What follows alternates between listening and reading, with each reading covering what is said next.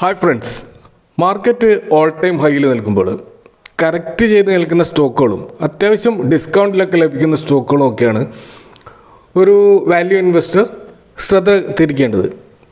കൂടാതെ അത്തരം സ്റ്റോക്കുകൾ അറ്റ് ദ സെയിം ടൈം അത് നല്ല ഗ്രോത്ത് സാധ്യതയുള്ള സ്റ്റോക്കുകളും ആയിരിക്കണമെന്നും നമ്മൾ ശ്രദ്ധിക്കേണ്ടതുണ്ട്. അപ്പോൾ അത്തരത്തിൽ നാം പഠനവിധേയമാക്കേണ്ട രണ്ട് സ്റ്റോക്കുകളെ കുറിച്ചാണ് ഈ വീഡിയോയിൽ സംസാരിക്കുന്നത്. R4iയിലേക്ക് എല്ലാവർക്കും ഒരിക്കൽ കൂടി സ്വാഗതം.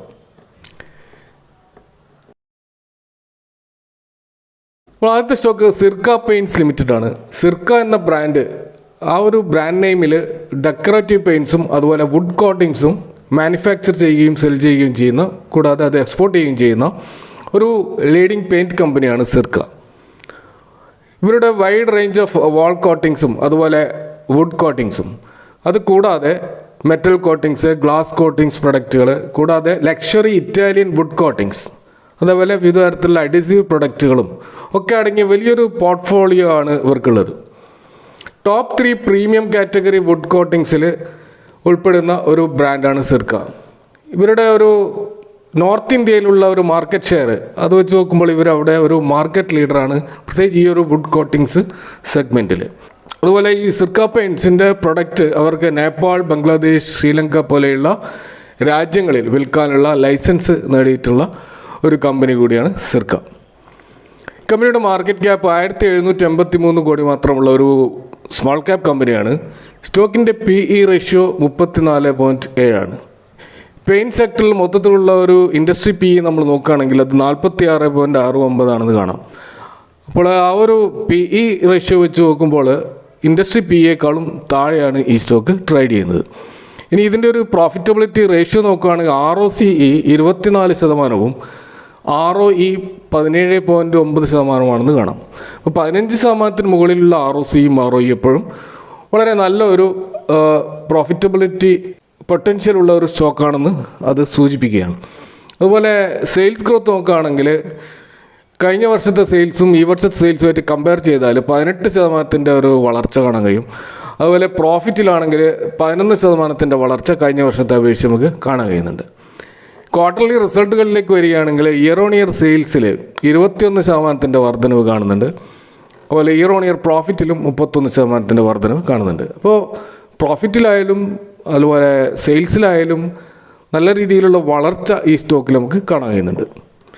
ഇനി കമ്പനിയുടെ ഡെറ്റ് ലെവൽ നോക്കുകയാണെങ്കിൽ അത് 0 ഡെറ്റ് കമ്പനിയാണ്. അതുപോലെ കമ്പനിയുടെ പ്രൊമോട്ടർ ഹോൾഡിംഗ് യാതൊരുവിധ പ്ലഡ്ജിങ്ങും ചെയ്തിട്ടില്ല എന്ന് നമുക്ക് കാണാൻ കഴിയും. ഈ കമ്പനിക്ക് 67% ഒരു പ്രൊമോട്ടർ ഹോൾഡിംഗ് ഉണ്ട്. അതുപോലെ ഫോറിൻ ഇൻവെസ്റ്റേഴ്സിൻ്റെ 5% മുകളിലുള്ള ഹോൾഡിംഗ് നമുക്ക് ഇതിൽ കാണാൻ കഴിയും. എന്നാൽ ഡൊമസ്റ്റിക് ഇൻവെസ്റ്റേഴ്സിൻ്റെ ഹോൾഡിംഗ് വളരെ കുറവാണ്, 0.75 മാത്രമേ ഉള്ളൂ. ഇപ്പോൾ 52 വീക്ക് ഹൈയിൽ നിന്ന് ഏകദേശം 26% കറക്റ്റ് ചെയ്തുകൊണ്ടാണ് ഈ സ്റ്റോക്ക് നമുക്കിപ്പോൾ അവൈലബിൾ ആയിട്ടുള്ളത്. അതുകൊണ്ട് തന്നെ നല്ലൊരു ഡിസ്കൗണ്ട് ലെവലിലാണ് ഈ സ്റ്റോക്ക് ഇപ്പോൾ ലഭ്യമായിട്ടുള്ളത് എന്ന് നമുക്ക് മനസ്സിലാക്കാം. അപ്പോൾ ഈ സിർക്ക പെയിൻറ്റ്സിൻ്റെ ഒരു ടെക്നിക്കൽ ചാർട്ട് നോക്കിക്കഴിഞ്ഞാൽ അതിൻ്റെ ഒരു സപ്പോർട്ട് ലെവലായിട്ട് നമുക്ക് ശക്തമായൊരു സപ്പോർട്ടായിട്ട് കാണാൻ കഴിയുന്നത് 287, 296 എന്നുള്ള ആ ഒരു ലെവലാണ്. ഒരു 290, 300 ഇടയ്ക്കുള്ള ആ ഒരു സപ്പോർട്ട് ലെവൽ വളരെ സ്ട്രോങ് ആയിട്ടുള്ളൊരു സപ്പോർട്ടാണ്. അത് പ്രീവിയസ് ആയിട്ട് നമ്മൾ നോക്കിക്കഴിഞ്ഞാലും അങ്ങനെയാണ് അതിൻ്റെ സപ്പോർട്ട് ലെവൽ കാണാൻ കഴിയുക. എന്നാൽ അതിന് മുകളിൽ ഇപ്പോൾ ഈ സ്റ്റോക്ക് ഇങ്ങനെ കൺസോളിഡേറ്റ് ചെയ്തുകൊണ്ടേയിരിക്കുകയാണ്. അപ്പോൾ ഈ ഒരു കൺസോളിഡേഷൻ ഫേസിൽ നമുക്ക് താഴെ നല്ല വോളിയം ഫോം ചെയ്യുന്നതായിട്ട് നമുക്ക് കാണുന്നുണ്ട്. അപ്പോൾ ഇവിടെ നിന്ന് ഈ സ്റ്റോക്ക് മുകളിലോട്ട് പോവുകയാണെങ്കിൽ അതിൻ്റെ പ്രീവിയസ് ടാർഗറ്റ് ആയിട്ടുള്ള 441 വരെ അച്ചീവ് ചെയ്യാനുള്ള എല്ലാ സാധ്യതയുമുണ്ട്. അപ്പോൾ ഈ സ്റ്റോക്കിൽ ഇപ്പോൾ ഒരു ബൈങ് റേഞ്ച് തന്നെയാണ്. ഇപ്പോൾ ചെറിയൊരു ക്യാപിറ്റൽ ഡിപ്ലോയ് ചെയ്തുകൊണ്ട് ഈ സ്റ്റോക്കിൽ എൻ്റർ ചെയ്തെടുത്തുകൊണ്ട് അതിൻ്റെ സപ്പോർട്ട് ലെവലിലേക്ക് വരികയാണെങ്കിൽ വീണ്ടും ആവറേജ് ചെയ്യാൻ കഴിയുന്ന ശക്തമായി വളർന്നുകൊണ്ടിരിക്കുന്ന ഒരു സ്റ്റോക്കായിട്ടാണ് ഇത് മനസ്സിലാക്കാൻ കഴിയുന്നത്. നിങ്ങളുടേതായ പഠനം നടത്തിക്കൊണ്ട് ഈ സ്റ്റോക്കിൽ എൻട്രി എടുക്കണോ വേണ്ടോ എന്ന് തീരുമാനിക്കാം. അടുത്ത സ്റ്റോക്കാണെങ്കിൽ ഇന്നോവ ക്യാപ്റ്റാബ് ലിമിറ്റഡ് ആണ്. ഇന്നോവ ക്യാപ്റ്റാബ് ലിമിറ്റഡ് എന്ന് പറയുന്നത് ഒരു ഫാർമ ഇൻ്റർമീഡിയറ്റ്സും അതുപോലെ API അഥവാ ആക്റ്റീവ് ഫാർമ ഇൻഗ്രീഡിയൻസും മാനുഫാക്ചർ ചെയ്യുന്ന ഒരു ഫാർമസ്യൂട്ടിക്കൽ കമ്പനിയാണ്.